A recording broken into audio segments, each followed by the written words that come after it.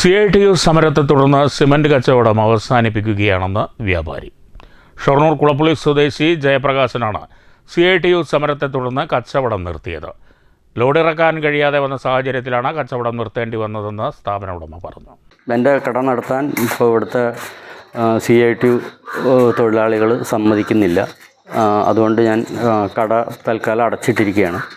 അല്ലാതെ വേറെ മാർഗം എൻ്റെ ഇതിൽ കാണാനില്ല. ഞാനിത് മുന്നോട്ട് കൊണ്ടുപോകാൻ എനിക്ക് കഴിയാത്തതുകൊണ്ടാണ് ഞാൻ കട അടച്ചത്.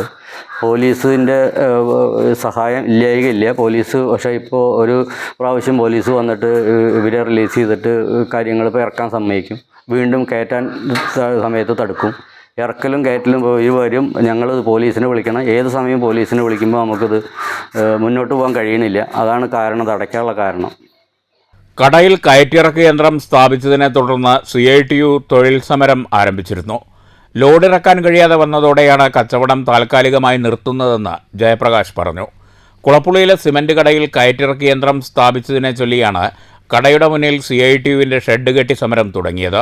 യന്ത്രം പ്രവർത്തിപ്പിക്കാൻ 2 ഓപ്പറേറ്റർമാർ മാത്രം മതിയെന്നാണ് തൊഴിൽ ഉടമ പറയുന്നത്. എന്നാൽ യന്ത്രമുണ്ടെങ്കിലും ചാക്കുകൾ ഇറക്കാനും കയറ്റാനും കൂടുതൽ തൊഴിലാളികൾ വേണമെന്നും ഇതിനനുവദിക്കാത്തത് തൊഴിൽ നിഷേധമാണെന്നും പറഞ്ഞാണ് CITU സമരം. യന്ത്രത്തിൻ്റെ പ്രവർത്തനത്തിന് കൂടുതൽ തൊഴിലാളികളുടെ സഹായം വേണമെന്ന് തെളിയിക്കുന്ന ദൃശ്യങ്ങളും CITU പുറത്തുവിട്ടു. ഇത് ട്രയൽ റൺ ദിവസത്തെ ദൃശ്യമാണെന്നാണ് കടയുടമയുടെ വാദം. 2 പേരെ വെച്ച് യന്ത്രം പ്രവർത്തിപ്പിക്കുന്നതിൻ്റെ ദൃശ്യങ്ങൾ തൊഴിലുടമയും പുറത്തുവിട്ടു.